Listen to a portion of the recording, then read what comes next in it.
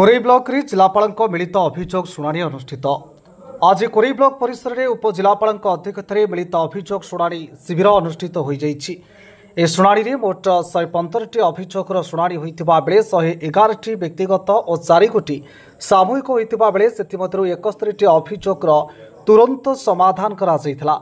Korei BDO अवनीकांत Sahu तत्वावधान में अनुष्ठित इस शिविर में जाजपुर अतिरिक्त जिलापाल युधिष्ठिर नायक, उपजिलापाल तापस रंजन देहुरी, पीडी अशोक कुमार बेहुरिया, जिला स्वास्थ्य अधिकारी प्रकाश चंद्र बड़, कलिंगनगर अतिरिक्त जिलापाल सपन कुमार नंद, एसडीपीओ लक्ष्मीधर स्वाई समेत अनेक विभाग उच्चपदस्थ अधिकारी माने उपस्थित रही जनसाधारण मानक अभियोग शुणिथिले।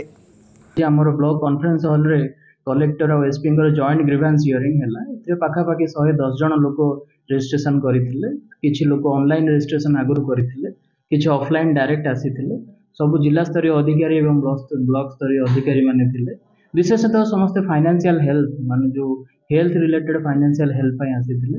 बाकी घर भत्ता और रेशन कार्ड पय किछि आसीथिले, जो माने को व्यवस्थित उपाय रे एवं शांति श्रृंखलार सहित ग्रीवेंस टा को रिड्रेसल करेलु। तो आम अनुरोध करूँ जे लोक मान घर भत्ता रेशन आप ब्लॉक और जिला ऑफिस को न दौड़ी आप ऑनलाइन रजिस्ट्रेशन कर अपेक्षा करूँ। यथेष्ट ठीक समय सरकार घर भत्ता और रेशन कार्ड जोड़े। शारीरिक भिन्नक्षम संख्याटा आम कैलकुलेट करूँ। पाखापाखि 10 ରୁ 15 जन आसी शारीरिक भिन्नक्षम किसी व्हील चेयर दि जाए, किसी सीएमआरएफ किसी पैसा भी दि जाए।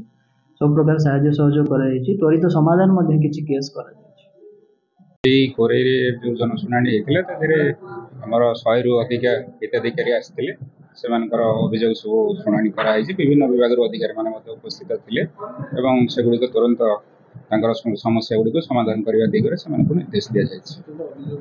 अभियोग तो मुख्यतः आमर चिकित्सा उपर थिला एवं अन्य विभाग पानी समस्या, जमी समस्या, एमती विभिन्न प्रकार विभिन्न विभाग विभिन्न अभियोग सब रही।